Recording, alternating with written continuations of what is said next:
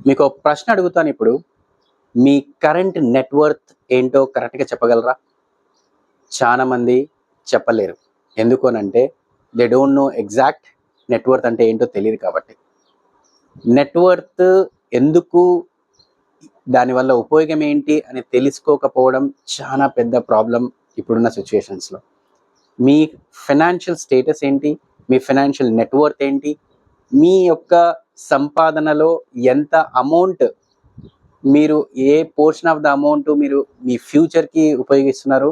మీ end గోల్స్‌కి ఉపయోగిస్తున్నారు? మీ spendings ఏంటి అని మీకు క్లారిటీ లేకపోతే there is no use of earning the money. మీరు చాలా కష్టపడుతున్నారు, ప్రతి నెల అమౌంట్ కూడా సంపాదిస్తున్నారు. But without any direction money వెళ్ళిపోతుంది. ఆ క్లారిటీ ఏంటి? ఆ పర్పస్ ఏంటి? ఎందుకు మనీ వెళ్తుంది? లోన్స్‌కెళ్తుంది, ఈఎంఐస్‌కి వెళ్తుంది, నార్మల్ ఖర్చులకు వెళ్తుంది.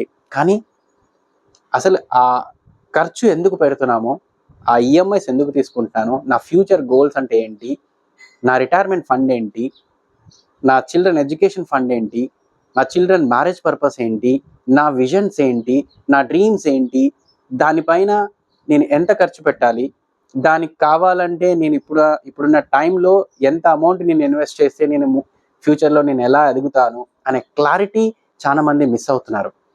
సో, ఆ క్లారిటీ మీకు తెలుసుకోగలిగితే మీ లైఫ్ చాలా ప్రశాంతంగా ఉంటది. మీ లైఫ్‌ని చాలా ప్రశాంతంగా మీరు లీడ్ చేయగలుగుతారు.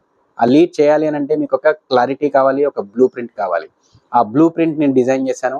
ఆ blueprint to the financial peace అనే ఈ బుక్ నా బయోలో ఉంది.